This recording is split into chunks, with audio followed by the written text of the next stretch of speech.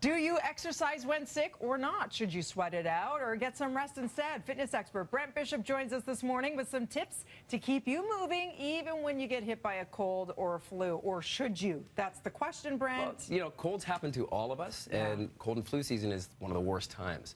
But here's the simple rule of thumb. If it's above the neck, generally you can work out at less intensity. So you got the sniffles, you know, runny eyes a little bit. Usually you're fine. Less intensity, less duration. Below the neck, if you have sore throat, aches, fever, you're probably better off taking a few days off to recover faster. Because sometimes working out can actually weaken your immune system. Well, intense exercise does do that temporarily. So you got to be careful. Okay. But there are preventative things you can do from a nutritional standpoint. I mean, these are all sort of immune-boosting foods, so things that are high in vitamin C.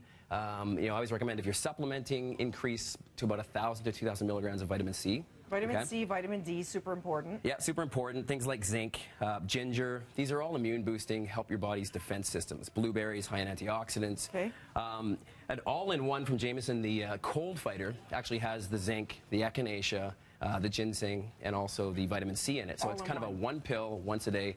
Great preventative, but also help shorten the duration and the intensity of your cold. So if you feel the symptoms, the early onset, the sooner you get to it, take it. Yeah. Okay. Yeah. Now you say it is important to have like a protein type drink after. How come?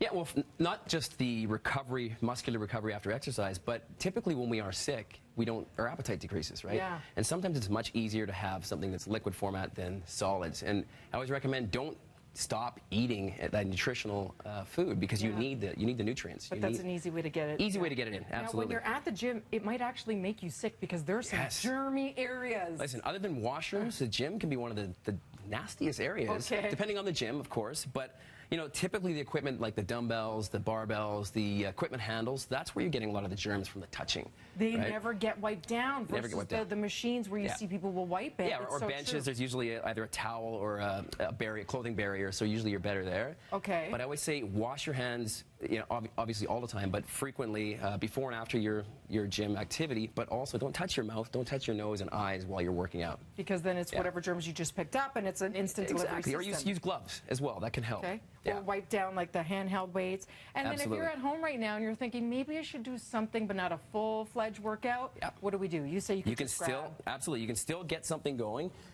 Many household items. I mean, I have a couple detergent jugs here, soup cans, small weights, your child, you know, whatever you want to use, but you can still get a workout in at less less intensity. So I'll go into one exercise here. It's a stability row. Okay, so I'm holding this position. I'm squeezing my blades together.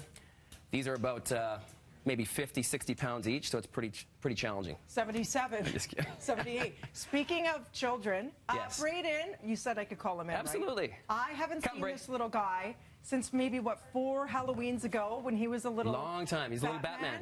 Brayden, how are you, honey? Can you turn and say hi? Do you want to say hi, everybody? Say hi. No, wave over here. Wave over here. Brayden, I hear you're like your papa. You have lots of energy and you're really big on fitness, right? Can you drop and do 2 push-ups right now? Let's see, Brayden. Ready? Let's see what you got. Push-ups. Can you do it? Let's see what you got. Come on. He's going to show us up. Ready? And go. Yep. 1. Yes. Down. Yes. Good boy. Down. I said 2, he did 2. Got the whole family involved. What else would he do? Nice show.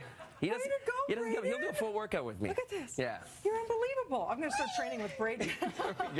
Future trainer right there. Where do we find you on Twitter? I am Bishop. Okay. So actually, sorry, I_am Bishop. Awesome. Thanks, Brent.